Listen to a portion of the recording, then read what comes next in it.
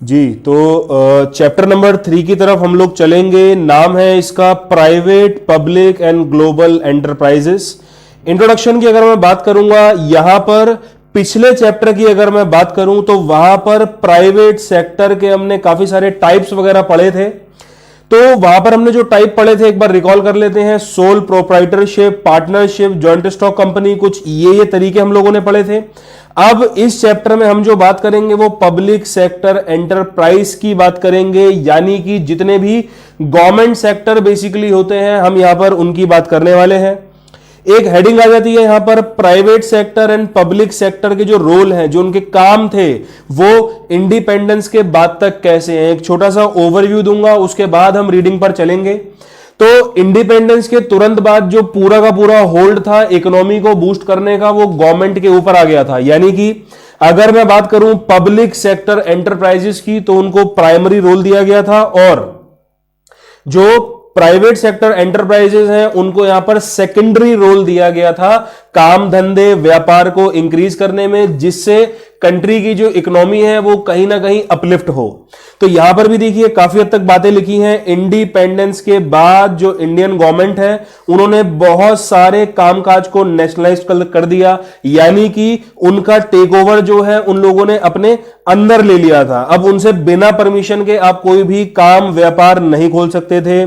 उसके बाद जो इंडस्ट्रियल पॉलिसी है 1948 एंड 1956 की, ईयर याद करना बहुत ज्यादा इंपॉर्टेंट है, उसने एक डोमिनेंट पोजीशन दी है पब्लिक सेक्टर एंटरप्राइजेस, यानी कि जितने भी सरकारी कामकाज हैं इन लोगों को। डोमिनेंट रोल का मतलब हो गया एक प्राइमरी रेस्पॉन्सिबिलिटी, यानी कि जो बड़ा टेक ओवर है वो यहां पर पब्लिक सेक्टर एंटरप्राइज ही करेंगे।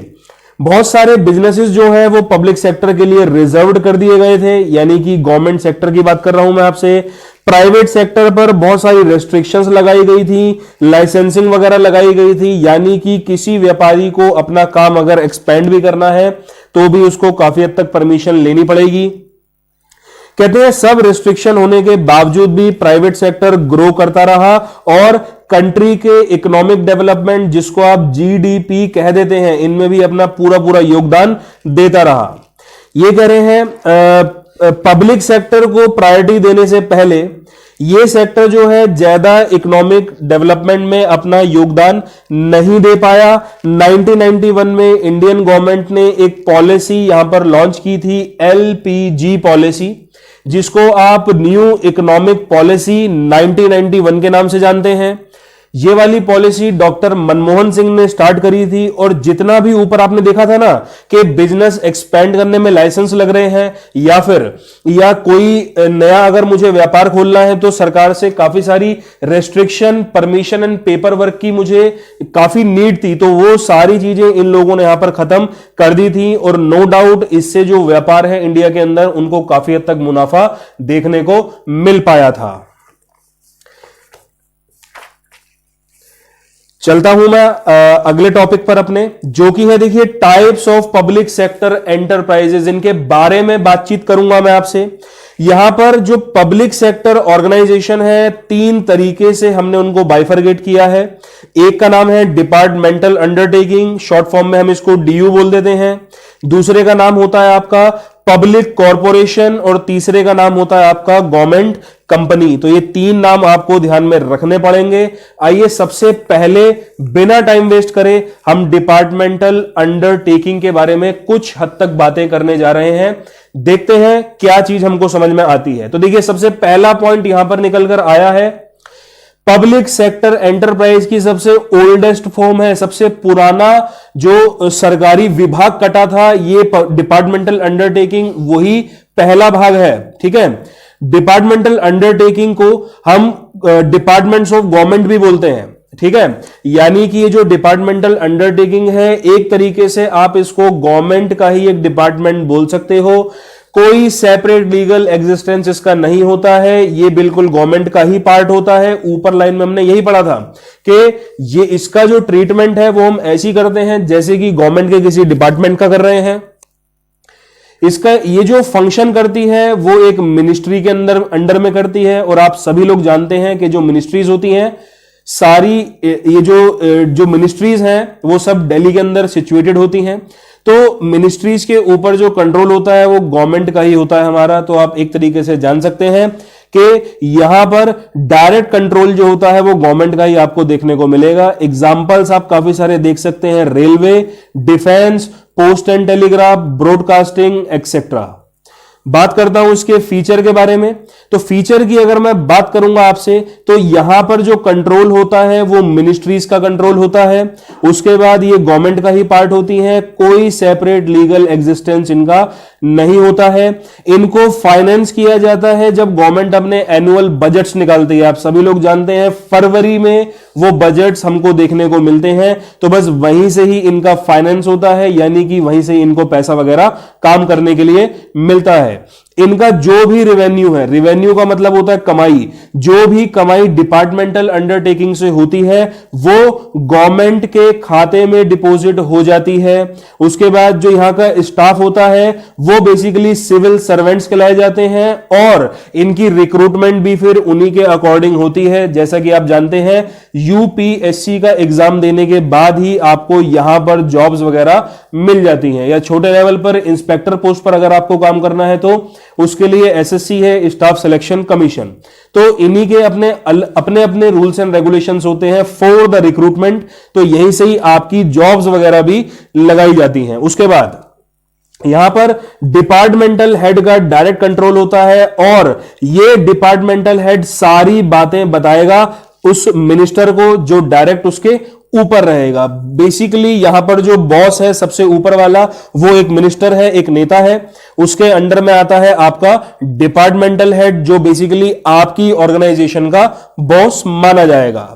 कहते हैं ये अगर मुझे स्यू का मतलब होता है केस फाइल करना, अब मुझे इन पर केस फाइल करना है तो सेम तरीका है जैसे कि मैं गवर्नमेंट के ऊपर केस फाइल करता हूं PIL डालकर, जिसको हम बोलते हैं पब्लिक इंटरेस्ट लिटिगेशन। बात करेंगे इसकी मेरिट्स के बारे में, फायदा क्या है इसका। सबसे पहला फायदा जो मेरे को देखने को मिला है इजी फॉर्मेशन। देखिए अब यहां पर क्या है, ये गवर्नमेंट का ही पार्ट होते हैं तो इनके लिए कोई रजिस्ट्रेशन कंपलसरी नहीं होता, तो इसलिए इनकी फॉर्मेशन बहुत हद तक इजी बन जाती है। उसके बाद यहां का जो कंट्रोल होता है काफी हद तक इफेक्टिव होता है। क्यों? क्योंकि ये सेंट्रलाइज्ड है। सेंट्रलाइज्ड का मतलब क्या हो गया, सारी पावर का कंसंट्रेशन सिर्फ एक ही आदमी के हाथ में, और वो आदमी कौन होता है, बॉस। और इस कंडीशन में बॉस यहां पर कौन हुआ, ये ऊपर जो आप लोगों ने पढ़ा था मिनिस्टर। तो भाई आपका बॉस हुआ डिपार्टमेंटल हेड, और उन सब डिपार्टमेंटल हेड का जो बॉस हुआ जिनको वो अकाउंटेबल है वो बेसिकली एक नेता होता है। तो सारा जो कंट्रोल का कामकाज होता है वो एक नेता के हाथ में है, अगर मैं ऐसा कहूं तो कोई गलत बात नहीं कहूंगा। उसके बाद तीसरी चीज आती है ऑप्टिमम यूटिलाइजेशन ऑफ फंड। यहां पर आपसे कह रहे हैं, अब देखिए ये जो तैयार होता है, मतलब इनको जो फाइनेंस मिलती है वो annual budgets of the government में से मिलती है। भाई गवर्नमेंट की जितनी कमाई थी, गवर्नमेंट के पास जितना टैक्स आया था रुपए का, तो उसमें से ही इसको एक हिस्सा दिया जाता है। तो अब यहां पर ध्यान दिया जाता है कोई वेस्टेज वगैरह नहीं होनी चाहिए। इनकी बजटिंग, अकाउंटिंग एंड ऑडिटिंग, ये सब चीजों पर बहुत ज्यादा ध्यान दिया जाता है। बात करूंगा अकाउंटेबिलिटी के बारे में। अब जैसा कि आप सभी लोग जानते हैं भाई पार्लियामेंट का यहां पर कंट्रोल आ जाता है, तो इसकी परफॉर्मेंस जो है ना वो पार्लियामेंट में डिस्कस होगी, तो पब्लिक अकाउंटेबिलिटी रहेगी। भाई पार्लियामेंट के ऊपर हर एक मीडिया की नजर होती है, कोई भी चर्चा अगर पार्लियामेंट में आ जाए तो हम लोगों तक भी वो जाहिर सी बात है पहुंच जाएगी। बात करूंगा मैं आपसे पब्लिक रेवेन्यू के बारे में। अब रेवेन्यू मैंने आपको बोला था एक कमाई होती है बेसिकली। अब जो भी ये वाली जो फर्म है, लेट सपोज रेलवेज है, रेलवे अगर कोई भी पैसा कमाती है तो अल्टीमेटली उसका जितना प्रॉफिट है वो गवर्नमेंट के खाते में ही जाता है। तो अगर कोई भी, जैसे मान लीजिए रेलवे है या डिफेंस है, अगर ये बहुत मुनाफे में कामकाज कर रही हैं तो इससे गवर्नमेंट का जो रेवेन्यू है, गवर्नमेंट के जो पैसे हैं, उसमें काफी हद तक हमको इंक्रीमेंट देखने को मिल सकता है। छठी बात मैं आपसे करूंगा सीक्रेसी के बारे में। यहां पर जितनी भी एक्टिविटीज होती हैं बहुत भारी मात्रा में सीक्रेट रहती हैं, ताकि पब्लिक इंटरेस्ट से ये लोग कोई भी खिलवाड़ ना कर लें। तो ये काफी सेंसिटिव रहते हैं इस केस को लेते हुए। एग्जाम्पल डिफेंस का मैं देता हूं। डिफेंस के अंदर कोई भी ऑपरेशंस होते हैं वो पब्लिकली नहीं लिए जाते, पब्लिकली उनका अनाउंसमेंट नहीं होता है। वो एक बेसिक ऑपरेशंस होते हैं। ऑपरेशन जब खत्म हो जाएगा उसके बाद एक छोटा सा आर्टिकल न्यूज में वो लोग दे देते हैं या फिर वो भी नहीं देते। उसके बाद मैं आपसे बात करता हूं डिमेरिट्स के बारे में। तो डिमेरिट की बात करता हूं, सबसे पहले आती है इनफ्लेक्सिबिलिटी। अब देखिए यहां पर क्या है भाई, देखिए ऊपर हम लोगों ने पढ़ा था यहां पर पार्लियामेंट का कंट्रोल होता है, तो जाहिर सी बात है भाई नेता लोग जितने भी हैं उनकी दखल अंदाजी यहां पर काफी रहती होगी। ठीक है, ये भी एक टाइप का गवर्नमेंट ऑफिस माना जाता है। तो इससे क्या है कि भाई आपको यहां पर अपनी खुद की क्रिएटिविटी नहीं दिखाने को मिली, यहां पर आप अपनी एफिशिएंसी के हिसाब से नहीं चल रहे हो, आपको यहां पर थिंकिंग पावर नहीं मिली। ठीक है, कोई इनोवेशन आपको नहीं मिली। क्यों? क्योंकि आपको सिर्फ और सिर्फ नेताओं से ऑर्डर लेने हैं और अपना काम करना है, which can reduce the flexibility of your operation. आगे बात करूंगा। तो देखिए यहां पर एक चीज और आ जाती है मेरे सामने जिसको हम कहते हैं लैक ऑफ मोटिवेशन। अब देखिए ये बात जो हमने पॉइंट नंबर 1 पढ़ा था बस उसी से ही रिलेशन रखती है। अब देखिए डिपार्टमेंटल अंडरटेकिंग में क्या होता है भाई, जितना पैसा इन लोगों ने बनाया है वो सब गवर्नमेंट के खाते में जाएगा। अब यहां पर इनको इंसेंटिव्स नहीं मिलते भाई। अगर आप, सीधी सी बात है, आप अगर मुझे किसी चीज का ज्यादा दाम देंगे तो मैं उस चीज में और ज्यादा अपने एफर्ट को बढ़ाऊंगा। ठीक है, तो यहां पर एक रिलेशन हो जाता है बेसिकली एफर्ट एंड रिवार्ड में। भाई जितना ज्यादा आप रिवार्ड मेरा बढ़ा दोगे उतना ज्यादा मैं आपका एफर्ट भी बढ़ाऊंगा, लेकिन वो चीज यहां पर हमको मिसिंग है। तो इसलिए कोई भी यहां पर ज्यादा मोटिवेटेड नहीं रहता है काम करने के लिए। बड़ा कैजुअल एटीट्यूड से यहां के जो एम्प्लॉइज हैं वो कामकाज करते हैं, क्योंकि कहीं ना कहीं उनको मालूम है उनके बढ़ते हुए एफर्ट्स के यहां पर कोई इंसेंटिव, कोई फायदे नहीं मिलने वाले हैं। आगे मैं आपसे बात करूंगा लैक ऑफ फाइनेंशियल ऑटोनॉमी के बारे में। अब ये जो डिपार्टमेंटल अंडरटेकिंग है ये कभी भी लॉन्ग टर्म इन्वेस्टमेंट प्रोजेक्ट पे अपनी इन्वेस्टमेंट नहीं कर सकती। क्यों नहीं कर सकती? अब देखिए ये गवर्नमेंट के बजट से चलती है। ठीक है, तो ये अपने पैसे को फ्रीली अपनी मन मर्जी के अनुसार कहीं पर भी नहीं लगा सकते हैं। तो यहां पर फंड को, जो इनके पास पैसा है, जो बजट है, जो फंड है, उसको यूज करने की फ्रीडम भी इनके पास एज सच नहीं होती है। चौथी बात मैं आपसे करूंगा इनएफिशिएंट मैनेजमेंट। अब देखिए जो डिपार्टमेंटल अंडरटेकिंग है इसको मैनेज कौन कर रहे हैं? गवर्नमेंट ऑफिशियल, जिनको आप गवर्नमेंट के ऑफिसर्स वगैरह बोलते हैं। अब ये जो ऑफिसर्स हैं बेसिकली इनको आपने ओवरबर्डन किया हुआ है बहुत सारे पेपर वर्क से। ठीक है, जिसको आप क्लरिकल वर्क कहते हैं। तो ये बहुत भारी मात्रा में अपना जो समय है वो इनको लग जाता है मंत्रियों की क्वेरीज वगैरह सॉल्व करने में। और उसके बाद फिर यहां पर इनका ट्रांसफर, जिनको आप तबादला कहते हैं, वो भी काफी हद तक फ्रीक्वेंट रहता है। तो इनकी जो रेस्पॉन्सिबिलिटी है और एफिशिएंसी है उसमें कहीं ना कहीं गिरावट भी आपको देखने को मिल जाती है। अब मैं आखिरी बात आपसे करूंगा रेड टेपिज्म के बारे में। तो रेड टेपिज्म का मतलब क्या होता है भाई, बहुत ज्यादा फॉर्मेलिटी होने के कारण जब डिसीजन में बहुत सारे डिलेज आपके होने स्टार्ट हो जाते हैं। भाई बहुत सारी फॉर्मेलिटी करनी थी, पेपर वर्क करना था, जिससे क्या हुआ कि डिसीजन में एक मुझे बहुत अर्जेंट या बोल्ड डिसीजन लेना था, उसमें काफी हद तक डिले हो गई है। तो ये डिसीजन बेसिकली डिले हो जाते हैं। क्यों? क्योंकि काफी सारी अजीबोगरीब फॉर्मेलिटीज होती हैं, पेपर वर्क होता है और अन्य किस्म का प्रोसीजर भी यहां पर आपको देखने को मिलता है। तो जितने भी आपके इनोवेटिव आइडियाज हैं, इमीडिएट आइडियाज हैं, जो कि आपकी खुद की एंटरप्राइज की ग्रोथ के लिए एसेंशियल है, उनका कोई भी स्थान यहां पर नहीं मिल पाता है। तो इसलिए एक और रीजन है कि क्यों सरकारी फर्म्स जो हैं वो काफी हद तक लॉस में चलती हैं। तो इस टॉपिक को बंद करने से पहले मैं बता दूंगा बस एक आखिरी बात कि ये वाला जो डिपार्टमेंटल अंडरटेकिंग है ये सुटेबल किस किस चीजों के लिए होती है। देखिए जहां पर आपको सीक्रेसी की काफी नीड होगी वहां पर आप इसको चूज कर सकते हैं, या फिर जहां पर आपको गवर्नमेंट का कंट्रोल बहुत जरूरी चाहिए होगा कि भाई बिना गवर्नमेंट के वो चीज मिसयूज हो जाएगी, लेट सपोज, या फिर जहां पर बहुत ज्यादा इन्वेस्टमेंट मतलब इन्वॉल्व हो, और दूसरा अगर आपको सिर्फ और सिर्फ सोर्स ऑफ रेवेन्यू चाहिए तो ये उसके लिए। एग्जाम्पल इसके सामने लिखे हुए हैं और आप लोग उम्मीद करता हूं रिलेट कर पाएंगे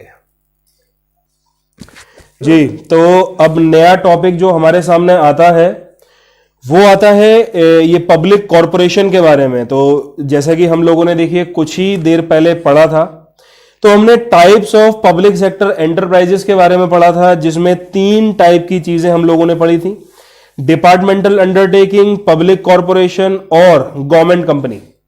तो डिपार्टमेंटल अंडरटेकिंग हम लोग कर चुके हैं। अब जो नया टॉपिक हमारे सामने आता है वो है पब्लिक कॉरपोरेशन के बारे में। देखते हैं ये चीज असल में क्या होती है।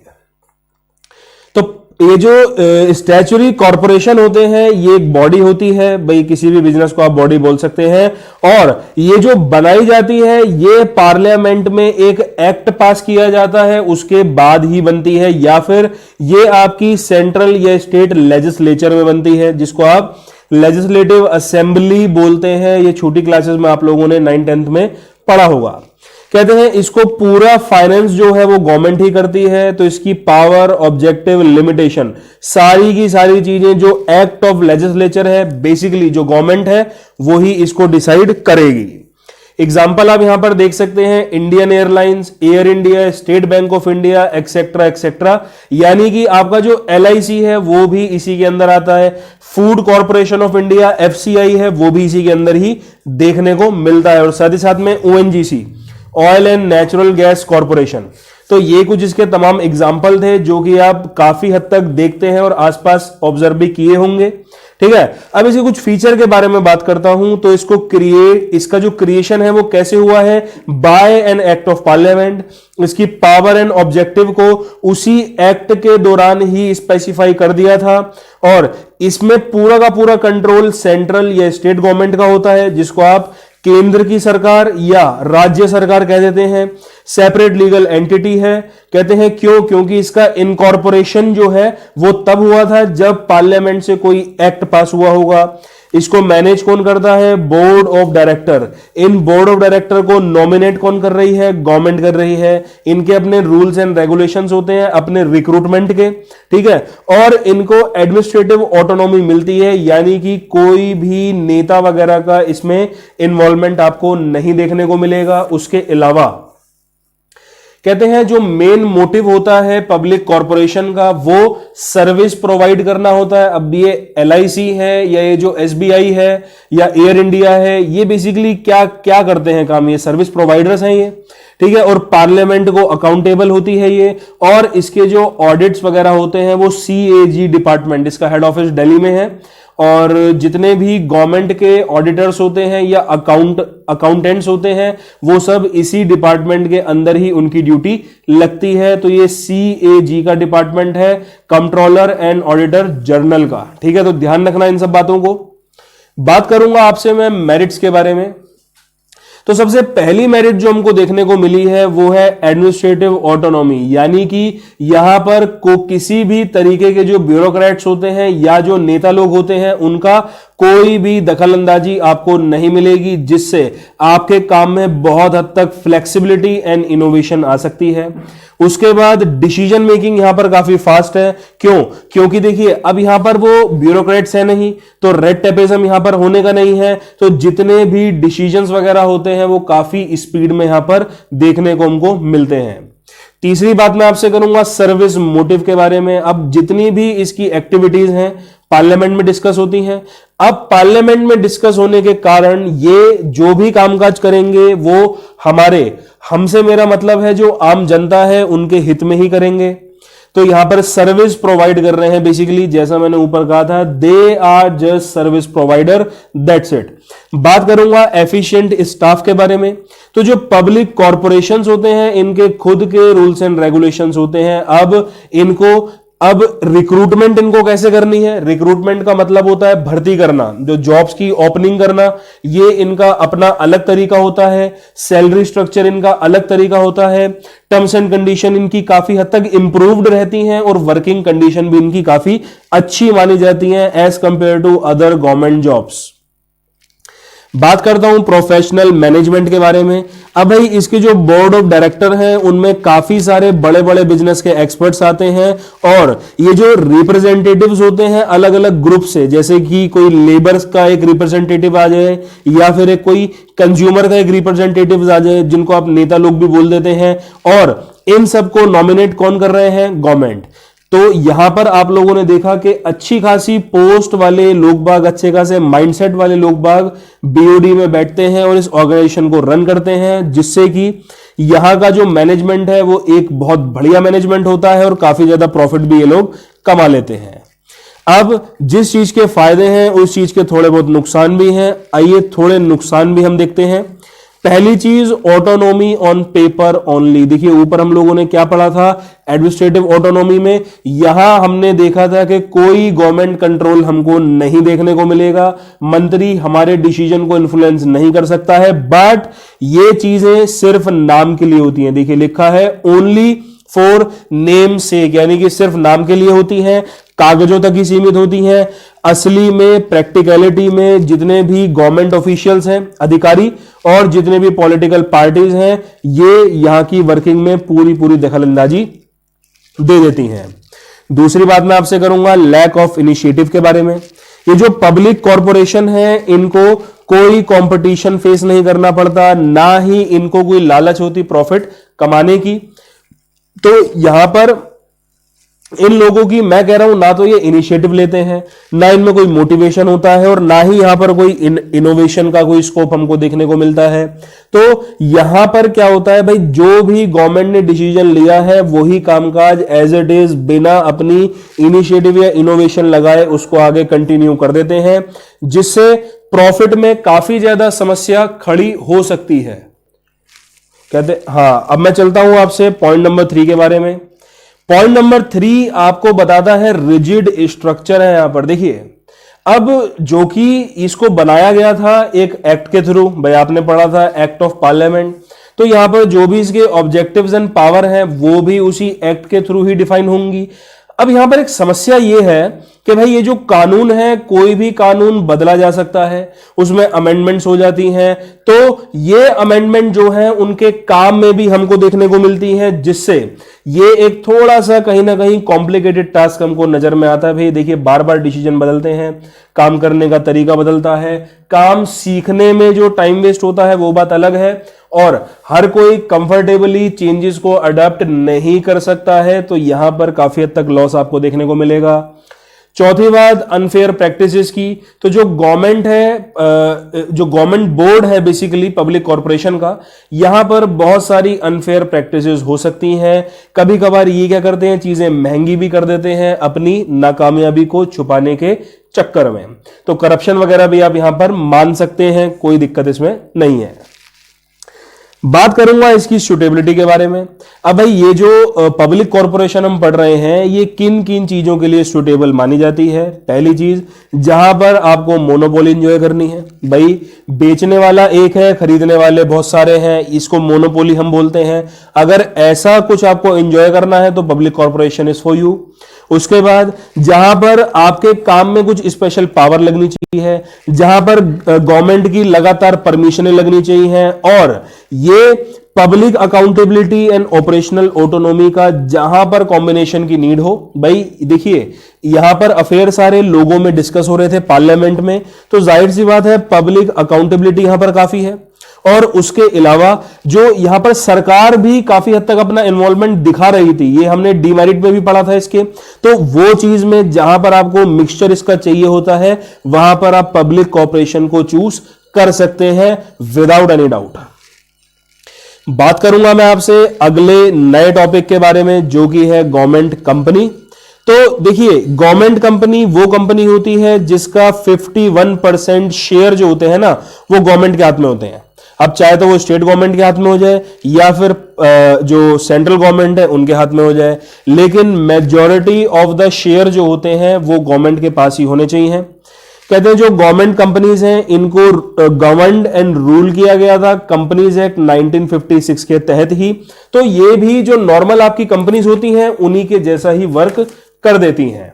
एग्जाम्पल देखिए यहां पर क्या है, steel authority of India, state trading corporation, Hindustan machine tool, ये इसके कुछ एग्जांपल्स हैं। हो सकता है मे भी आपने ना सुने हो, बट एंटरप्रेन्योरशिप में जब आप इसकी रिसर्च करेंगे तो सारी बातें बहुत अच्छे से समझ पाएंगे। बात करता हूं इसके मैं फीचर्स के बारे में। अब सबसे पहली चीज है रजिस्ट्रेशन। तो ये कह रहा है जो गवर्नमेंट कंपनी है उसका इनकॉर्पोरेशन कराना बहुत जरूरी है अंडर कंपनीज एक्ट 1956। ईयर याद करना बहुत ज्यादा इंपॉर्टेंट है। जितने भी प्रोविजंस होते हैं कंपनीज एक्ट के वो सब इस गवर्नमेंट कंपनी पर भी लगाए जाएंगे, ठीक है। बस हाँ ये है कि गवर्नमेंट कंपनी को कोई स्पेशल रेजोल्यूशन पास नहीं करना पड़ता। मतलब अगर गवर्नमेंट कंपनी को अपने किसी पॉलिसी में चेंजेस वगैरह करवाने हैं तो इसके लिए कुछ लिखित में देने की जरूरत नहीं है, रजिस्ट्रार के चक्कर काटने की जरूरत नहीं है, इनका काम ऑटोमेटिकली हो जाता है। बात करता हूं ऑनरशिप के बारे में। यह कह रहा है एक गवर्नमेंट कंपनी या तो पूरी की पूरी 100% गवर्नमेंट की हो सकती है या फिर थोड़ी सी में मतलब मेजॉरिटी ऑफ द शेयर यानी कि 51% से ऊपर के शेयर अगर गवर्नमेंट के नाम पर हैं तो वो गवर्नमेंट की ही मानी जाएगी। और कहते हैं यहां पर जितना भी इसका रजिस्ट्रेशन होता है या कहीं पर भी साइनिंग चाहिए होती है तो वो प्रेसिडेंट के नाम पर ही की जाती है। तो ओनरशिप की अगर मैं बात करूंगा तो टोटल कंट्रोल इसका गवर्नमेंट के हाथ में ही आपको देखने को मिलेगा।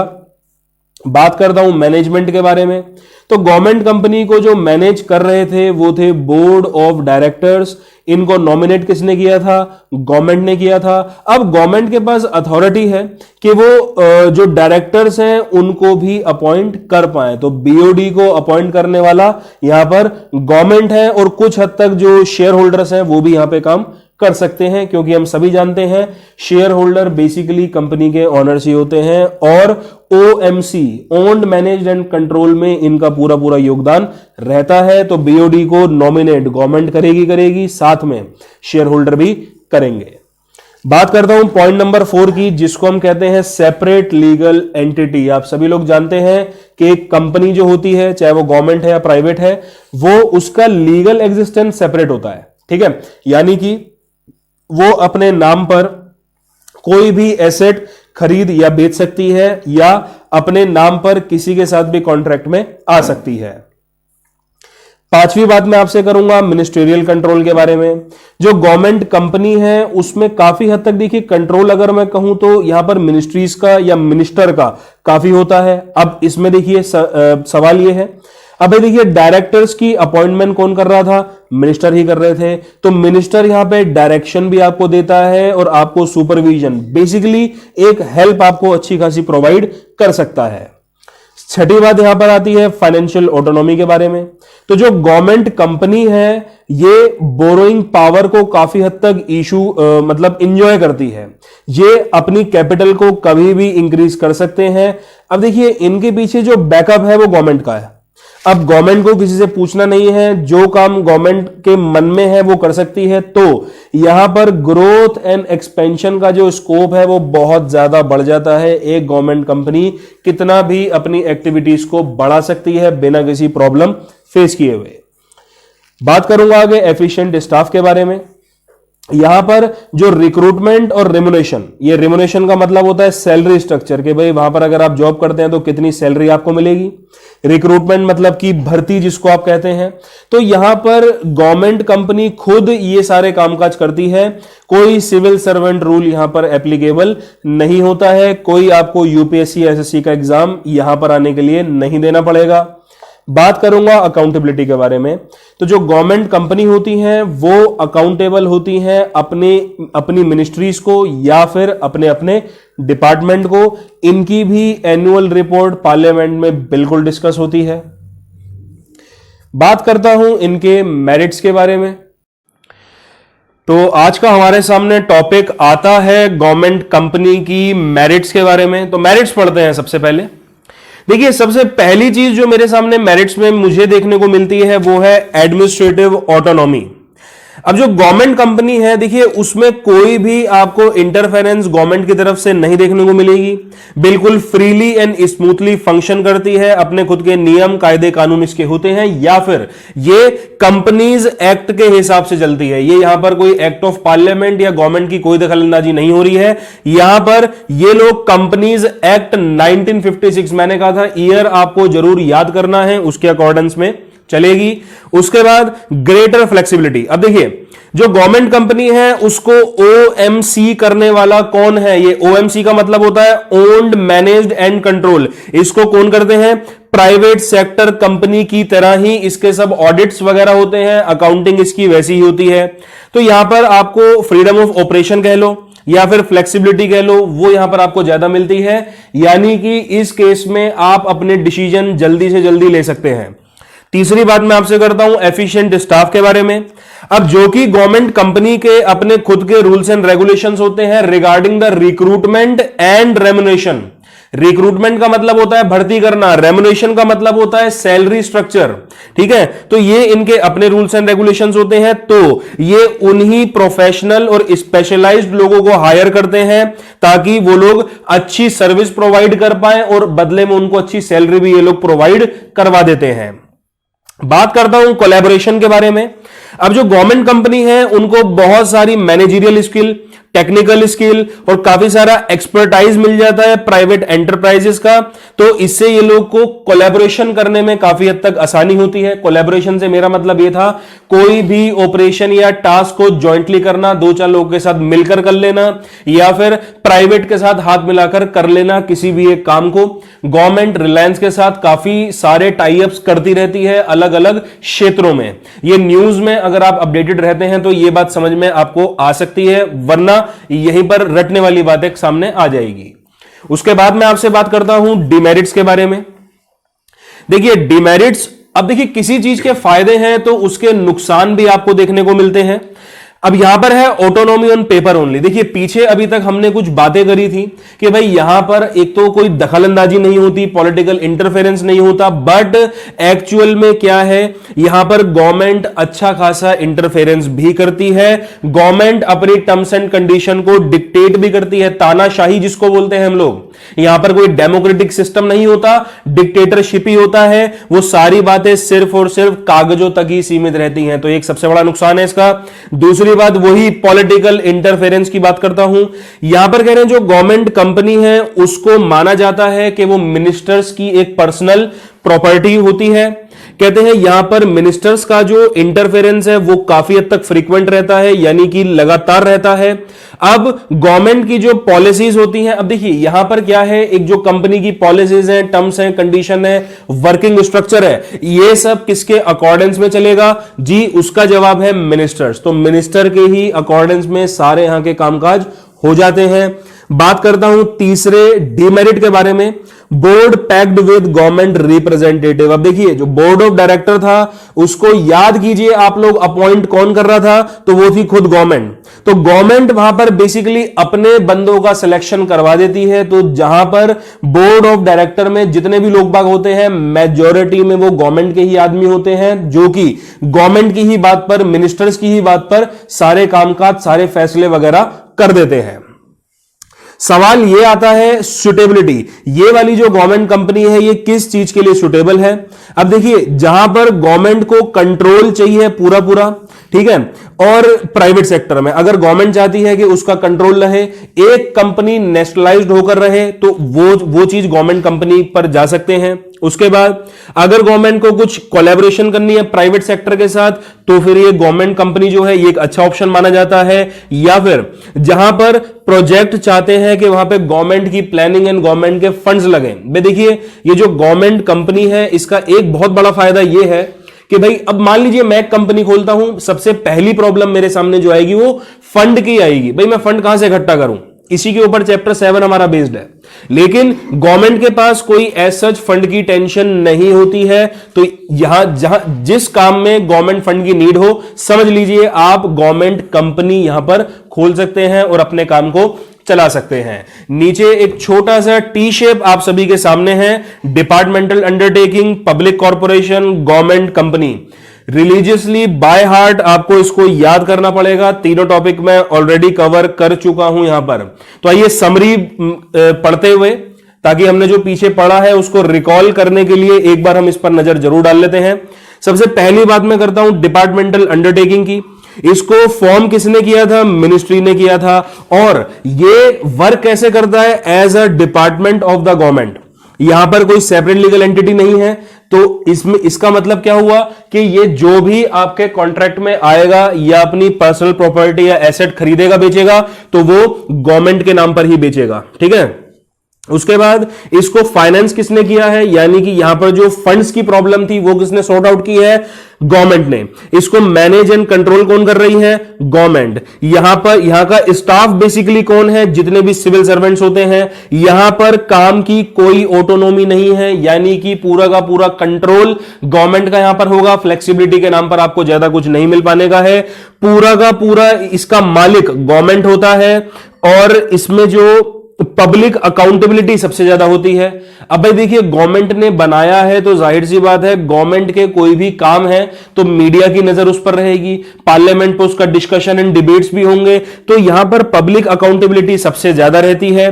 फ्लेक्सिबिलिटी ऑफ ऑपरेशन, अपने हिसाब से काम करना, ये यहां पर आपको नहीं मिल पाएगा। जो आपको ऑर्डर मिले हैं आपको रिलीजियसली उसको फॉलो करना पड़ेगा। उसके बाद सुटेबिलिटी, ये मैंने आपको बताया था, डिफेंस हो गया है, रेलवेज हो गई हैं, ऐसी जगह आपकी डिपार्टमेंटल अंडरटेकिंग्स के लिए ही बनी होती हैं। बात करता हूं ऐसी पब्लिक कॉर्पोरेशन के बारे में, तो भाई ये आपका एक्ट ऑफ पार्लियामेंट इसके तहत बनाया जाता है।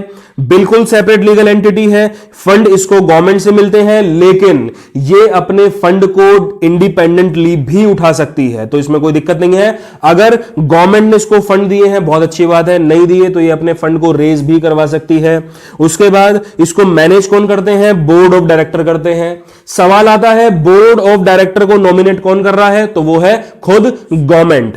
उसके बाद यहां पर कोई भी गवर्नमेंट सर्वेंट्स नहीं है, क्यों, क्योंकि इनका रिक्रूटमेंट एंड रिम्यूनरेशन दोनों का जो तरीका होता है वो इनका अपना ही होता है, तो गवर्नमेंट का उसमें कोई भी रोल नहीं आपको देखने को मिलेगा।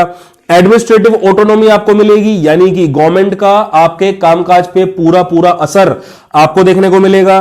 पूरा मालिक इसका गवर्नमेंट ही होता है, अकाउंटेबल इसकी पार्लियामेंट तक सीमित रहती है, पार्लियामेंट में इसके डिबेट छिड़ेंगी, बजट इसके डिस्कस होंगे, सारे कामकाज पार्लियामेंट में ही हो पाएंगे। यहां पर फ्लेक्सिबिलिटी आपको थोड़ी बहुत मिल जाती है, चलिए अपने हिसाब से आप लोग काम कर सकते हैं। और सुटेबिलिटी मैं ऑलरेडी बता चुका था, जितनी भी इंडस्ट्रियल एंड कमर्शियल एंटरप्राइजेस हैं, जो बिटकाओ मैंने आपको बताया था चैप्टर नंबर 1 में, वो सब चीजें आपको पब्लिक कॉर्पोरेशन के अंदर देखने को मिलेंगी। एयर इंडिया, एसबीआई, यहां हमने इसके तमाम एग्जाम्पल पढ़ लिए थे, जो बेसिकली सर्विस प्रोवाइडर्स हैं। ओके, अब तीसरी बात मैं आप सभी से करूंगा गवर्नमेंट कंपनी के बारे में, जीसी बोल देते हैं इसको शॉर्ट फॉर्म में हम लोग। तो ये फॉर्म कैसे होती है, इसको आपको रजिस्टर करवाना पड़ेगा companies act 1956। This 1956 is very important, ये ईयर आपको याद करना पड़ेगा, दिमाग में बसा लीजिए। ये भी एक सेपरेट लीगल एंटिटी होती है, आप सभी लोग जानते हैं एक कंपनी सेपरेट लीगल एंटिटी ही मानी जाती है। उसके बाद कहते हैं ये इसकी जो फाइनेंसिंग होती है, यहां पर देखिए क्या है, गवर्नमेंट ने तो इसको फाइनेंस किया ही किया है, लेकिन ये अपने शेयर बेचकर भी अपनी फंडिंग को रेस करवा सकती है। जो एक नॉर्मल कंपनी काम करती है फंड रेस करने के लिए, वो सेम काम ये भी कर सकती है। मैनेज इसको कौन कर रहा है, board of director. Board of director को नॉमिनेट किसने किया है, उनका चुनाव किसने किया है, गवर्नमेंट ने। कहते हैं यहां पर कोई भी गवर्नमेंट सर्वेंट आपको देखने को नहीं मिलेगा, क्यों, क्योंकि इनके रिम्यूनरेशन एंड इनका रिक्रूटमेंट प्रोसेस ये सब इनका खुद का होता है, तो यहां पर गवर्नमेंट का कोई हाथ नहीं होता। गवर्नमेंट के इंटरफेयर से बिल्कुल आजाद है। 51% शेयर यहां पर गवर्नमेंट के हाथ में ही होते हैं। फ्लेक्सिबिलिटी काम करने की यहां पर काफी हद तक आपको देखने को मिलेगी। मिनिस्ट्री पर अकाउंटेबल है। अब देखिए, जो भी कंपनी है, मान लीजिए कंपनी फाइनेंस में डील कर रही है, उसके ऊपर एक मिनिस्ट्री होती है और सारी की सारी मिनिस्ट्रीज आपको दिल्ली में ही देखने को मिलती हैं। और तो यहां पर जो अकाउंटेबिलिटी इनकी रहेगी वो सिर्फ मिनिस्ट्री तक ही रहेगी, जो पब्लिक कॉर्पोरेशन थी उसकी पार्लियामेंट तक रहेगी, और जो डिपार्टमेंटल अंडरटेकिंग है उसकी अकाउंटेबिलिटी हम आम जनता तक भी रहेगी। ये बात आप क्लियर कर लेना। एग्जाम्पल आप सभी के सामने है, क्या क्या बिजनेस, क्या क्या व्यापार इसके अंदर आ सकते हैं। चलिए एक फ्रेश टॉपिक के साथ हम लोग चलते हैं, जिसका नाम है changing role of public sector. तो देखिए, गवर्नमेंट की पॉलिसी जो थी पब्लिक सेक्टर को लेते हुए 1991 तक कुछ इस प्रकार की थी। आइए चेक करते हैं इसको फटाफट से हम। ठीक है, तो सबसे पहले क्या था, देखिए यहां पर जो पब्लिक सेक्टर यूनिट्स हैं, ये पीएसयू पब्लिक सेक्टर यूनिट्स, इसका मतलब है जो गवर्नमेंट यूनिट्स हैं, ये यहां पर कहा जा रहा है कि भाई जितनी भी पोटेंशियली वायबल है, यानी कि अगर आपको ऐसा लगता है कि कोई एक गवर्नमेंट फर्म काफी वीक चल रही है, but it has potential, it has ability to मतलब कि वो इंक्रीज हो, अपना प्रॉफिट को उठा ले। तो उस केस में आपको उसका क्या करना है, रीस्ट्रक्चर करना है, आप उसकी रीप्लानिंग कीजिए, आप उसको ये जो अभी घाटे में चल रही है ना, आप कुछ ऐसी नीति बनाइए, एक स्ट्रेटेजी बनाइए जिससे कि वो प्रॉफिट की तरफ जाए। उसके बाद जो पीएसयू रिवाइव नहीं हो सकती हैं, यानी कि जो ठीक नहीं हो सकती हैं, जो हमेशा लॉस में रहेंगी, उनको आप बिल्कुल परमानेंटली बंद कर दीजिए। ठीक है, आप जो है जितनी भी नॉन स्ट्रेटेजिक पीयूज हैं उनमें जो गवर्नमेंट इक्विटी है, गवर्नमेंट इक्विटी का मतलब क्या हुआ, गवर्नमेंट की जो इन्वेस्टमेंट है, गवर्नमेंट की जो शेयर है, ठीक है, तो उस शेयर को आप रिड्यूस करते रहिए। भाई ऐसी पीएसयू जो नहीं चल रही हैं उनका प्राइवेटाइजेशन कर दीजिए आप लोग। तो यह मतलब हुआ कि गवर्नमेंट अपने शेयर को उसमें से निकालती रहे, या यूं कह लीजिए गवर्नमेंट उसके शेयर प्राइवेट के हाथ में कर दे।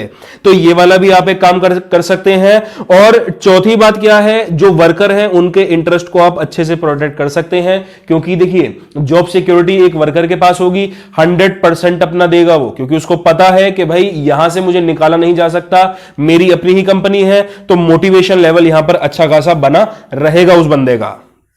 अब देखिए इसके लिए काफी सारे स्टेप्स भी लिए गए थे, तो बात करता हूं उन सबके बारे में मैं। सबसे पहला था कि जो इंडस्ट्रीज हैं जो पब्लिक सेक्टर के अंदर थी, भाई जो कि हम पहले बात कर रहे थे, भाई रिजर्वेशन इसमें काफी रहता था, यानी कि जो मेजॉरिटी ऑफ द इंडस्ट्रीज हैं उनका वो रिजर्व रहती थी विद द गवर्नमेंट।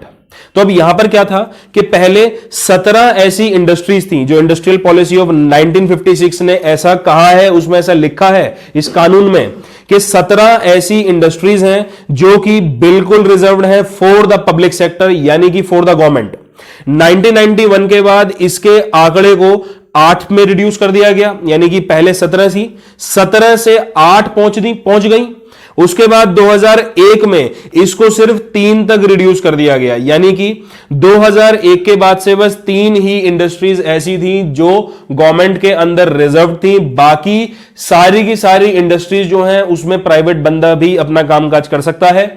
बात सुन लीजिए, वो 3 इंडस्ट्रीज असल में है कौन सी, एक है एटॉमिक एनर्जी, एक है आर्म्स जो कि आर्मी के लिए गन्स वगैरह बनाती है, AK-47 आपको यहीं पर बनती है, ठीक है। उसके बाद है एक रेल ट्रांसपोर्ट, तो रेलवेज की अगर मैं बात करूंगा आप लोगों से, यहां पर कह रहे हैं इसका मतलब 2001 के बाद जो प्राइवेट सेक्टर था वो हर एक एरिया में आ सकता है सिवाय इन 3 को छोड़ते हुए। गवर्नमेंट ने रियलाइज किया अगर हम प्राइवेट सेक्टर को ज्यादा इसके हम पर अगर खोल देंगे, यानी कि इसका अगर विजन को हम काफी हद तक वाइड करवा देंगे, तो ये काफी एनकरेज होगा कि पब्लिक सेक्टर के लिए भी कि वो अच्छे तरीके से यहां पर कामकाज करे। एक real and tough competition government को यहां पर मिल जाएगा उस केस में। दूसरी बात करता हूं मैं डिसइन्वेस्टमेंट के बारे में। अब देखिए डिसइन्वेस्टमेंट का मतलब क्या हो गया, इक्विटी शेयर को बेच देना। अब यहां पर बेसिकली क्या है कि जो गवर्नमेंट है वो अपने शेयर को बेच देती है किसी प्राइवेट सेक्टर में, तो गवर्नमेंट क्या करती है, अपनी होल्डिंग्स को विड्रॉ कर देती है। होल्डिंग का मतलब अपने शेयर को, गवर्नमेंट अपने शेयर को विड्रॉ कर देगी, बेच देगी और एनकरेज करेगी, बढ़ावा देगी पब्लिक सेक्टर को कि भाई अब वो आकर उनकी जो सिक यूनिट्स हैं उनको संभालें और उनको रिवाइव करें, उनको वापस प्रॉफिट के सिचुएशन में लेके जाएं। तो it was expected that it will improve managerial efficiency of PSU.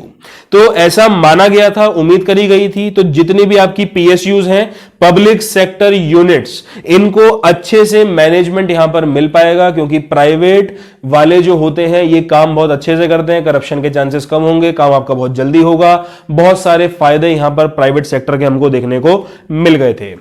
अब यहां पर देखिए प्राइवेटाइजेशन के कुछ ऑब्जेक्टिव्स लिखे हुए हैं। प्राइमरी ऑब्जेक्टिव की बात करता हूं, क्वेश्चन आए तो यही आप लोग लिख देना। अब देखिए यहां पर क्या है, यहां पर कह रहा है releasing the large amount of public funds blocked in this unit and utilising them for other social priority project such as education and health. अब यहां पर देखिए प्राइवेटाइजेशन के काफी सारे फायदे एक तरीके से आप कह सकते हैं, ऑब्जेक्टिव कह सकते हैं। अब पहले क्या होता था, भाई देखिए गवर्नमेंट अगर एक अपनी कंपनी स्टार्ट कर रही है, अब देखिए कंपनी स्टार्ट करने के लिए चाहिए पैसा। गवर्नमेंट के पास पैसा कहां से आएगा, जब हम उसको टैक्स देंगे। बेसिकली जो गवर्नमेंट की कंपनी है वो मेरे पैसे से बनी है। अब वो कंपनी कल को डूब जाती है, नहीं चलती, गवर्नमेंट का नुकसान नहीं, ये साथ में मेरा भी नुकसान है। तो अगर मैं प्राइवेटाइजेशन करवा देता हूं तो मेरा जो पैसा उस कंपनी में लग रहा था वो बच गया। तो अब वो जो पैसे से हम एजुकेशन एंड हेल्थ जैसी जो दिक्कतें हैं उनको हम सॉर्ट आउट करवा सकते हैं। दूसरी बात यहां पर है रिड्यूसिंग डेब्ट एंड इंटरेस्ट बर्डन। अब ऐसा भी हो सकता है भाई, देखिए हमारी कंट्री ने किसी से हो सकता है कर्जा लिया हो या लोन लिया हो, तो उस पैसे से उसको चुकाया जा सकता है और हम अपने देश को एक कर्जा मुक्त बना सकते हैं। यह भी एक पॉसिबिलिटी है यहां पर। तीसरी बात है रिस्क का ट्रांसफर हो जाना फ्रॉम पब्लिक टू प्राइवेट। देखिए पहले लायबिलिटी सारी पब्लिक के हाथ में थी कि धंधा चलाना ही चलाना है, अब वो जिम्मेदारी कह लीजिए सब प्राइवेट सेक्टर के हाथ में आ जाती है। उसके बाद यहां पर देखते हैं गवर्नमेंट का कंट्रोल काफी हद तक रिड्यूस हो जाता है यहां पर, और गवर्नमेंट की मोनोपोली भी खत्म हो जाती है। पहले अगर मैं मोनोपोली की बात करूं, एमटीएनएल एंड बीएसएनएल ये दो चीजें चला करती थी मोबाइल फोन्स एंड इंटरनेट के लिए, लेकिन आज की डेट में जब से वोडाफोन, रिलायंस, जियो और ये आपके एयरटेल वगैरह हैं ये सब आए हैं, तो तब से आपने देखा है कि बीएसएनएल, एमटीएनएल काफी हद तक सस्ते हुए हैं, बेटर भी हुए हैं, या फिर अगर वो बेटर नहीं हुए हैं तो लोगों ने भारी मात्रा में उनका बॉयकॉट किया है, जैसे हमारी खुद की सिटी में ये कामकाज हुआ है। लोग ज्यादातर बीएसएनएल वगैरह को प्रेफर नहीं करते हैं, क्यों? क्योंकि उसके सिग्नल काफी हद तक पुअर आ जाते हैं। खैर आगे बात करता हूं मैं आपसे। यहां पर देखिए policy regarding sick units to be same as that for the private sector. अब देखिए यहां पर क्या है, ये समझाने से पहले मैं अंदर पढ़ना पसंद करूंगा। ये आपसे कह रहे हैं, कहते हैं जितनी भी loss making public sector enterprises होते हैं, यानी कि ऐसे पीएसयू जो आपको लगातार घाटे पे घाटा दिए जा रहे थे, उनको आप बीआईएफआर के हाथ में सौंप देते हैं। अब ये बीआईएफआर क्या है? ये है board of industrial and financial reconstruction. अब इसमें होगा क्या? अब देखिए बीआईएफआर क्या करेगा, जितनी भी सिक यूनिट्स हैं उनको वाइंड अप करना स्टार्ट करेगा। वाइंड अप मतलब उनको परमानेंटली क्लोज करना स्टार्ट करेगा, और कुछ सिक यूनिट्स अगर लगता है कि भाई यार इसमें पोटेंशियल है तो इसको रिवाइव करने, रिवाइव का मतलब क्या हो गया, ठीक करने की कोशिश करेगा कि भाई बाय एनी प्लानिंग या बाय एनी चांस इनको अगर ठीक होया जा सके तो फिर ठीक ही कर दें। ठीक है, तो यानी कि ये इसको कन्वर्ट कर देता है इनटू हेल्दी यूनिट्स। अब यहां पर जो वर्कर हैं और जो एम्प्लॉय हैं उनके द्वारा काफी ज्यादा अपोजिशन भी यहां पर दिखाया गया था। अब भाई सीधी सी बात है, मान लीजिए मैं कंपनी में जॉब कर रहा हूं, कंपनी मुनाफा नहीं कमा रही, कल को कंपनी का मालिक बोल दे कि भाई हम जो है इस कंपनी को परमानेंटली बंद कर रहे हैं, आप अपनी जॉब कहीं और ढूंढ लें, तो यहां पर मुझे कैसा लगेगा? तो सेम कंडीशन इन लोगों की भी हुआ करती थी जो इसके अंदर कामकाज किया करते थे। तो गवर्नमेंट ने क्या किया, गवर्नमेंट ने एक नेशनल रिन्यूएबल फंड जो है इसको खोला, मतलब एक स्कीम लॉन्च की। तो जितने भी वर्करों की इस कंडीशन में नौकरियां गई हैं उनको काफी हद तक कंपेंसेशन भी गवर्नमेंट ने प्रोवाइड करवाया था। तो बहुत सी ऐसी एंटरप्राइजेस हैं जो काफी हद तक सिक थी। सिक का मतलब है जो लॉस से सफर कर रही होती हैं। देखिए यहां पर यह बीमारी इंसानों वाली नहीं है। एक बिजनेस के लिए सबसे बड़ी बीमारी क्या होगी कि सर वो लॉस में है, वो प्रॉफिट नहीं कमा रही है। तो जब भी आप ये सिक पढ़ लें तो समझ जाइएगा यहां पर बात लॉस की छेड़ी जा रही है, और गवर्नमेंट पोजीशन में नहीं है उनको ठीक कर दें, तो इसलिए गवर्नमेंट क्या करती है, इनको बंद करने का कठोर स्टेप को उठा लेती है और वर्करों की भी साथ में सेफ्टी करती है थ्रू नेशनल रिजर्व फंड। बात करता हूं आपसे मैं अगले पॉइंट के बारे में, मेमोरेंडम ऑफ अंडरस्टैंडिंग, जिसको MOU के नाम से कहा जाता है। शॉर्ट नोट के लिए बिल्कुल तैयार रहना इस वाले टॉपिक पर। MOU क्या होता है, आइए इसके बारे में कुछ बातें हम पढ़ते हैं। कहते हैं MOU में क्या है भाई, पब्लिक सेक्टर को एक बहुत बड़ी ऑटोनॉमी दे रखी थी। भाई ऑटोनॉमी का मतलब क्या हो गया कि आप वहां पर पूरा दखलंदाजी कर सकते हैं, आप वहां पर पूरी अथॉरिटी जमा सकते हैं, आप हर किसी को अकाउंटेबिलिटी मेंटेन करवा सकते हैं हर किसी से। ओके, कहते हैं तो इनको टारगेट दिया जाता है।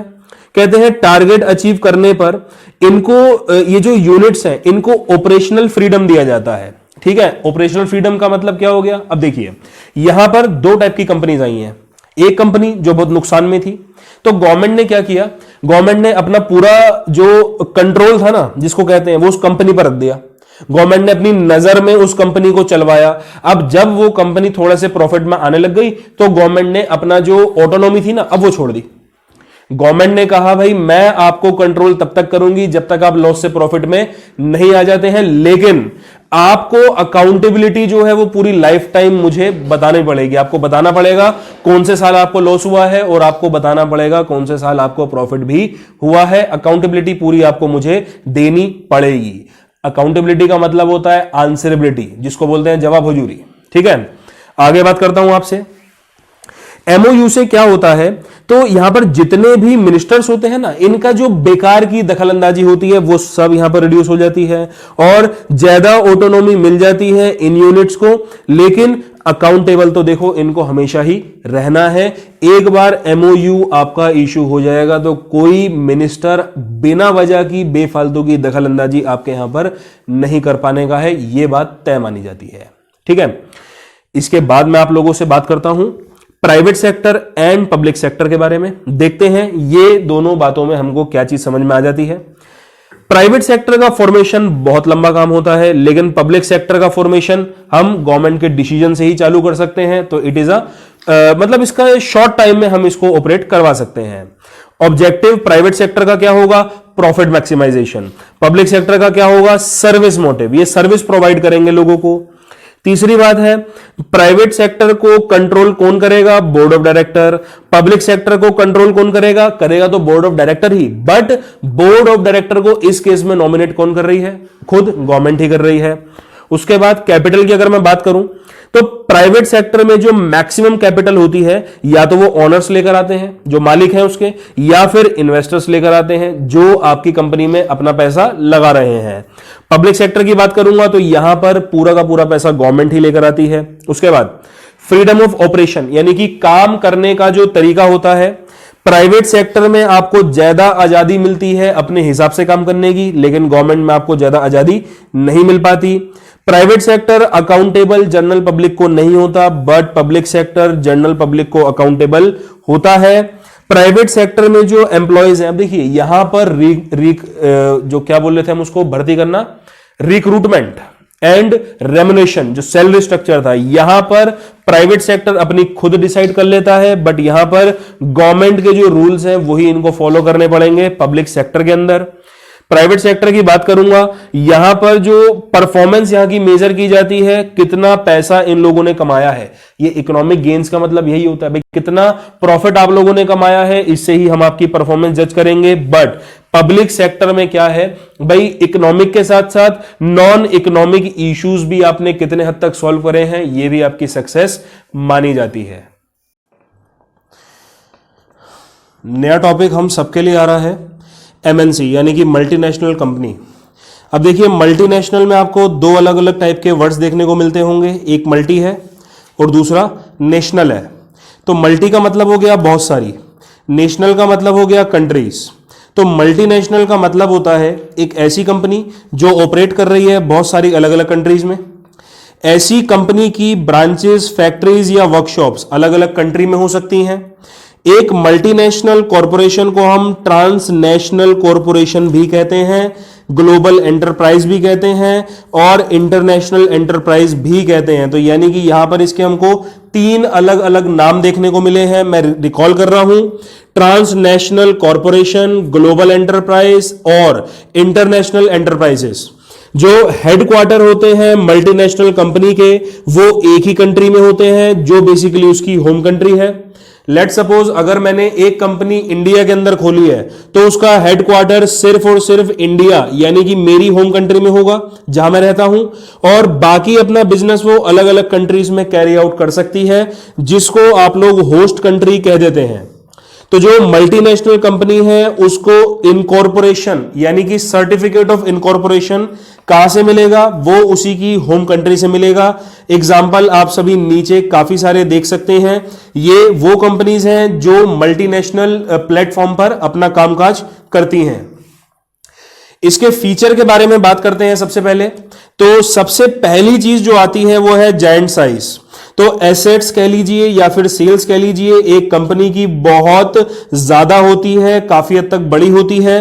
ये कंपनी लार्ज स्केल पर ऑपरेट करती हैं। इनके ऑपरेशन इतने बड़े होते हैं कि जो इनकी सेल्स होती हैं, जो इनका टर्नओवर होता है, जो कमाई है इनकी, वो एक कंट्री की जीडीपी से भी ऊपर की चली जाती है। तो यहां पर ये फैक्ट आप लोग लिख देना। उसके बाद दूसरी बात करता हूं इंटरनेशनल ऑपरेशन के बारे में। एक मल्टीनेशनल कंपनी है, वो एक कंट्री से ज्यादा में ऑपरेट करती है, उसकी ब्रांचेस वगैरह अलग अलग कंट्रीज में होती हैं और ये ऑपरेट करती है through the network of branches, यानी कि अलग अलग कंट्रीज में इनकी काफी सारी ब्रांचेस होती हैं और सब लोग इंटीग्रेटेड होकर कामकाज करते हैं, अपने जो भी इनके काम होते हैं। बात करता हूं प्रोफेशनल मैनेजमेंट के बारे में।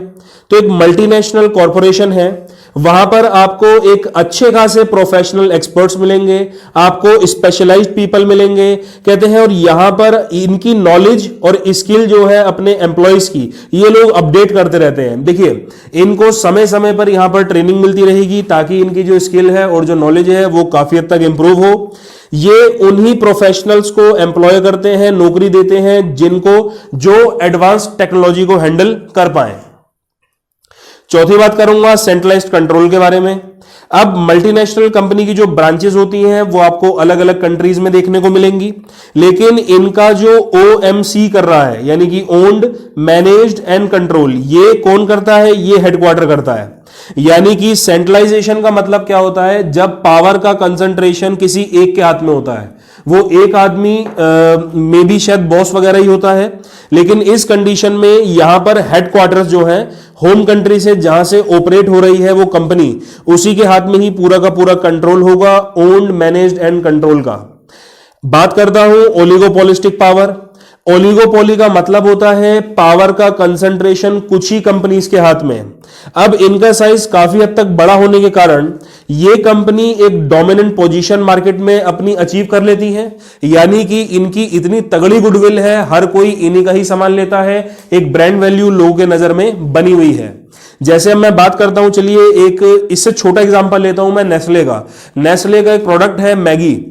यहां पर उनकी ब्रांडिंग कुछ इस तरीके से हुई हुई है, हम उसको नूडल्स नहीं बोलते हैं, हम मैगी ही बोलते हैं।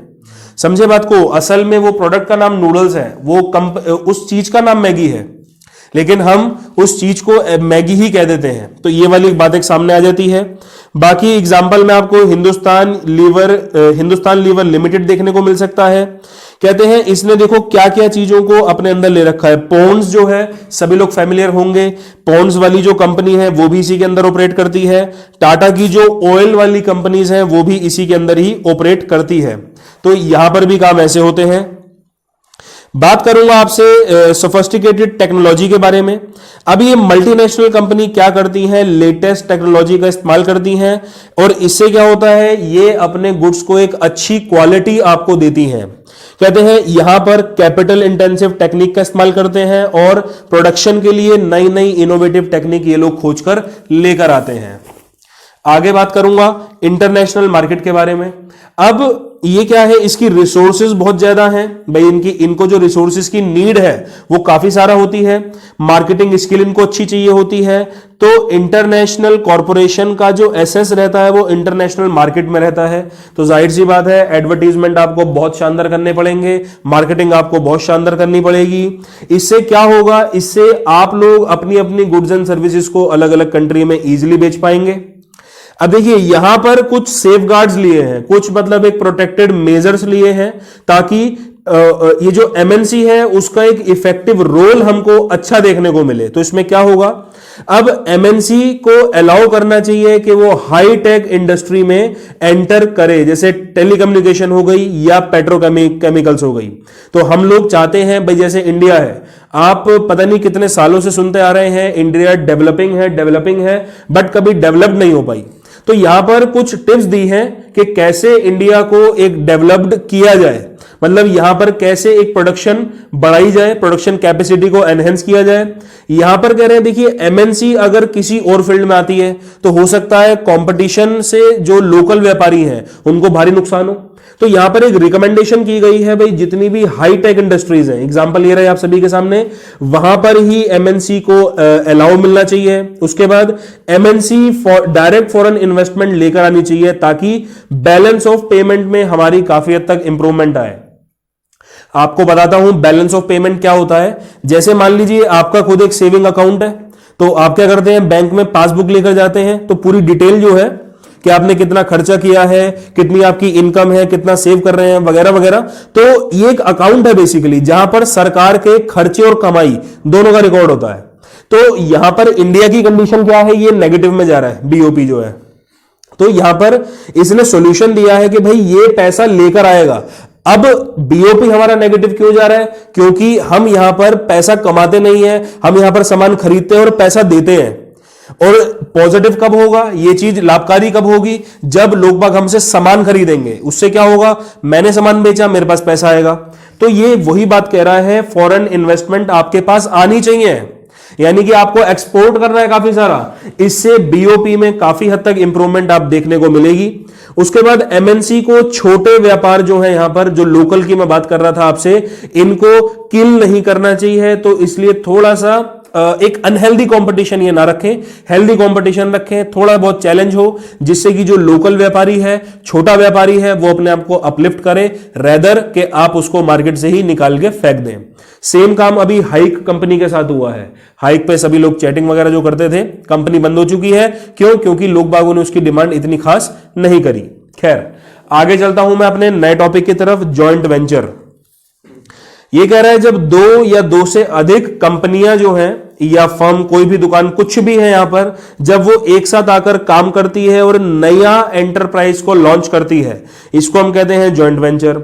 दोनों कंपनियां अपना अपना कैपिटल लेकर आती हैं और मैनेजमेंट में भी खुलकर पार्टिसिपेट करती हैं। जॉइंट वेंचर बेसिकली एक पार्टनरशिप होती है, लेकिन दो फर्म के बीच में। यहां पर सेम कंट्री की भी फर्म हो सकती हैं और अलग अलग कंट्रीज की भी फर्म हो सकती हैं। एग्जांपल आप देख सकते हैं, अब Tata iron and steel company ने इपकोल के साथ हाथ मिलाए थे, जो कि एक गवर्नमेंट एंटरप्राइज है, और इन दोनों की पार्टनरशिप से एक नई कंपनी बनी थी आईपीआई टाटा करके। ठीक है, तो ये कुछ एग्जांपल है। ऐसी यहां पर तुम देख सकते हो, मारुति कंपनी है इंडिया की, ये सबसे कॉमन एग्जांपल है। सुजुकी कंपनी है जापान की, इन्होंने हाथ मिलाया तो Maruti Suzuki India limited company का निर्माण हुआ था। आप सभी लोग जानते हैं, यामाहा की भी कुछ ऐसी ही कहानी है। तो आगे चलूंगा मैं आके फीचर्स के बारे में। तो सबसे पहला फीचर जो है, रिड्यूसेस कंपटीशन। तो जब दो कंपनियां एक साथ हाथ मिला लेती हैं, वो पार्टनरशिप में आ जाती हैं, तो इससे क्या होता है, देखिए, अगर वो पार्टनरशिप में ना आती तो जाहिर सी बात है वो कंपटीशन करती, कंपटीशन अनहेल्दी भी होता, हो सकता है किसी एक को नुकसान भी हो जाता। लेकिन यहां पर इन्होंने हाथ मिलाकर थोड़ा सा सेफ प्ले कर लिया है। अब रिसोर्सेज वगैरह भी कुछ वो अपनी ला रहे हैं, कुछ हम अपनी दे रहे हैं, रिसोर्सेज भी यहां पर बची है, और उसके साथ साथ एक कंपटीशन भी यहां पर एक हेल्दी आपको देखने को मिला है। बात करूंगा रिड्यूसेस रिस्क के बारे में। अब हाई रिस्क काफी हद तक इन्वॉल्व होता है जब आप नए नए वेंचर्स खोलते हैं। नए काम में सबसे ज्यादा रिस्क आपको देखने को मिलता है। बहुत सी दुकानें आपने देखी होंगी 1 साल या 1.5 साल के अंदर ही बंद हो जाती हैं।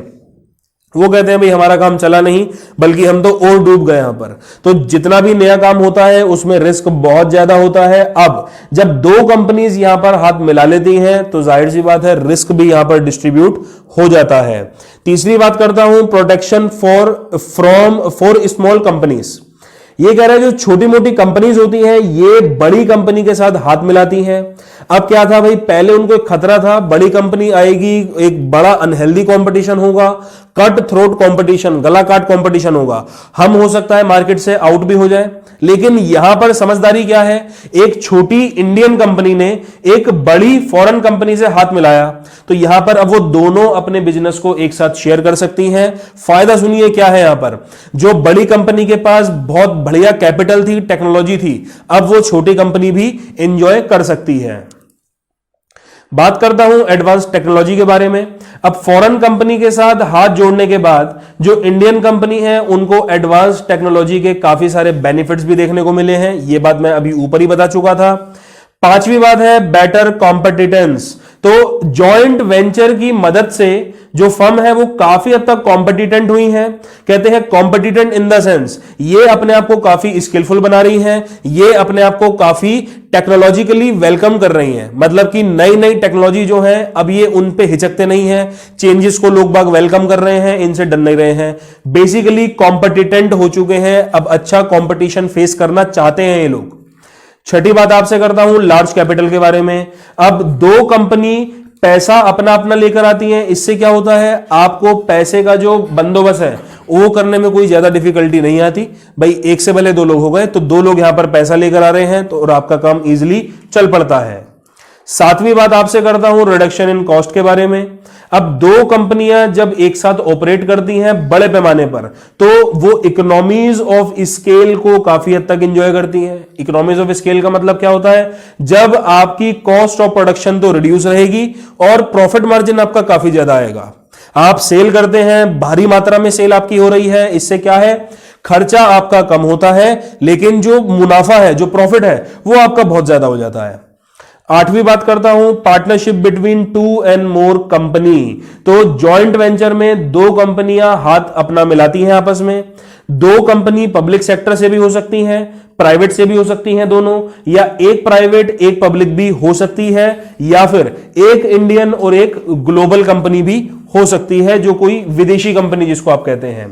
तो यहां पर हो कुछ भी सकता है, तो यह भी एक फायदा है। तो अब नया टॉपिक हमारे सामने आता है पब्लिक प्राइवेट पार्टनरशिप, जिसको पीपीपी बोला जाता है। तो ये कह रहा है जो ट्रिपल पी है, ये बेसिकली क्या है, एक गवर्नमेंट सर्विस है, एक प्राइवेट बिजनेस वेंचर है। कहते हैं इसको फंड और ऑपरेट किया गया है गवर्नमेंट और एक या दो प्राइवेट सेक्टर की पार्टनरशिप से।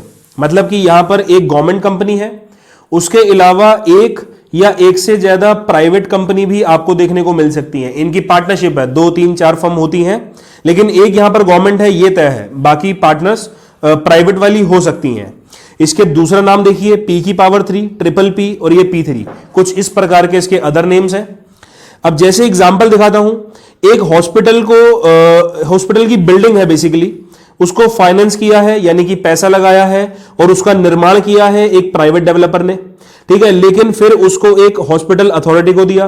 अब प्राइवेट कंपनी जो है वो एज अ लैंडलॉर्ड बन गई है, जो मालिक है वहां की, ठीक है, और हाउसकीपिंग सर्विसेज वहां पर प्रोवाइड करती है, और जितने भी नॉन मेडिकल सर्विसेज हैं ये वाला कामकाज प्राइवेट सेक्टर देखता है, और जो हॉस्पिटल सर्विसेज हैं वो गवर्नमेंट के अंदर आती हैं। ये हॉस्पिटल अथॉरिटी का मतलब हुआ गवर्नमेंट।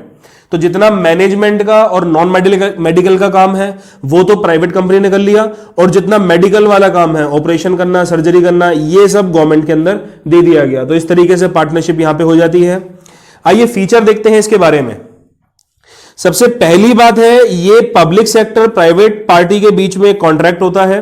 तो बिल्कुल सही बात है, एक कॉन्ट्रैक्ट रहता है पब्लिक सेक्टर अथॉरिटी और प्राइवेट पार्टी के बीच में, जहां पर प्राइवेट पार्टी तो सर्विसेज वगैरह प्रोवाइड करती है, और जितने भी फाइनेंशियल, टेक्निकल और ऑपरेशनल रिस्क हैं ये सब आपका गवर्नमेंट देख लेगी। भाई पैसा लगाया गवर्नमेंट ने और कामकाज कर लिया प्राइवेट वाली पार्टी ने, तो इस तरीके से कामकाज कर लेते हैं लोग।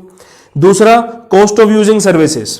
तो पीपीपी के कुछ टाइप में क्या होता है, जो जितने भी खर्चे वगैरह होते हैं सर्विस को यूज करने पे, ये सर्विस के यूजर्स वगैरह इसको झेलते हैं, टैक्स पेयर्स वगैरह पर इसका कोई बर्डन नहीं पड़ता है। यानी कि आप ये बोल सकते हैं, अब मान लीजिए मैंने आपसे एक सर्विस ली है, तो मुझे आपको पेमेंट करना पड़ेगा, लेकिन इस केस में क्या होता है, कुछ सर्विसेज कुछ ही कंपनीज में ऐसी होती हैं जिनका पेमेंट गवर्नमेंट अपनी साइड से कर देती है, तो ये वाली बातें भी आ जाती हैं इसके अंदर, तो खर्चे वगैरह से भी आप लोग बच जाते हैं। तीसरी बात है प्रोविजन फॉर कैपिटल सब्सिडी। तो ये आपका project that aim at creating public goods in infrastructure sector, the government may provide a capital subsidy in the form of one-time grant to make it more attractive to the private sector. अब कुछ ऐसे project हैं जो public good को create करते हैं infrastructure sector में। Basically ये लोग आपका क्या कर रहे हैं, कंट्री के इंफ्रा को इंप्रूव कर रहे हैं। तो गवर्नमेंट यहां पर क्या करती है, इनको कैपिटल सब्सिडी प्रोवाइड कर देती है, वन टाइम ग्रांट देती है, एक ही बारी में इनको काफी हद तक इन लोगों ने पैसा दिया, पैसे से इनको इनकी कैपिटल इंक्रीज हुई है, और उस पैसे से ये काफी सारा कामकाज प्रोडक्शन भी कर सकते हैं। कुछ कुछ केसेस में गवर्नमेंट रिवेन्यू सब्सिडी भी प्रोवाइड करती है, इनको टैक्स वगैरह से भी छूट दिलवाती है। तो ये सब कामकाज गवर्नमेंट के साथ अगर काम कर रहे हो तो आपको ये फायदे देखने को जरूर मिलेंगे। चौथी बात करता हूं, pertaining to high priority project and public welfare. तो देखिए ट्रिपल पी सुटेबल होता है कुछ हाई प्रायोरिटी प्रोजेक्ट्स के लिए, यानी कि जिनकी बहुत ही ज्यादा जरूरत है, जैसे कि आज की डेट में इंफ्रास्ट्रक्चर हमारी कंट्री में काफी लैक करता है, तो इस चीज की काफी जरूरत है अभी हमारे इंडिया को। तो गवर्नमेंट ये तो पीपीपी जो है वो गवर्नमेंट प्रोजेक्ट में काफी हद तक यूज होती है, जैसे कि दिल्ली मेट्रो इसका एक बहुत बड़ा एग्जांपल है, तो ये भी आपका ट्रिपल पी के अंदर ही आ जाता है। पांचवी बात है रेवेन्यू शेयरिंग। तो जो रेवेन्यू है, रेवेन्यू मतलब कि जो प्रॉफिट हुआ वो गवर्नमेंट और प्राइवेट एंटरप्राइज में शेयर हो जाता है उनके माने गए रेशियो में, भाई जो भी उनकी डीड में लिखा हुआ है। उसके बाद एक प्रॉब्लम आपको बताई गई है पीपीपी के साथ। तो मेन प्रॉब्लम जो ट्रिपल पी के साथ है वो ये है कि जितने भी प्राइवेट इन्वेस्टर्स होते हैं obtained a rate of return that was higher than the government bond rate even though most of the income risk is borne by public sector. अब देखिए, जितना भी पैसे वाला रिस्क था उसको गवर्नमेंट ने झेला, ठीक है। अब बात करता हूं मुनाफे की, प्रॉफिट की। तो यहां पर गवर्नमेंट और इनके बीच में तो तय होता है कि भाई इतना इतना प्रॉफिट आप लोग ले लीजिए, और जो बचा कुचा प्रॉफिट होता है वो सारा का सारा इनके जिम्मे ही जाता है। मतलब जो रिस्क वाली जहां पर बात आएगी वहां पर तो ये लोग गवर्नमेंट को आगे कर देते हैं, और जहां पर पैसा कमाने वाली बात आएगी वहां पर ये लोग खुद आगे आ जाते हैं। तो एक छोटी सी प्रॉब्लम ये ट्रिपल पी के साथ जरूर है। इसके साथ तुम सभी का चैप्टर यहां पर बिल्कुल क्लियर हो जाता है। मिलते हैं अगले चैप्टर में।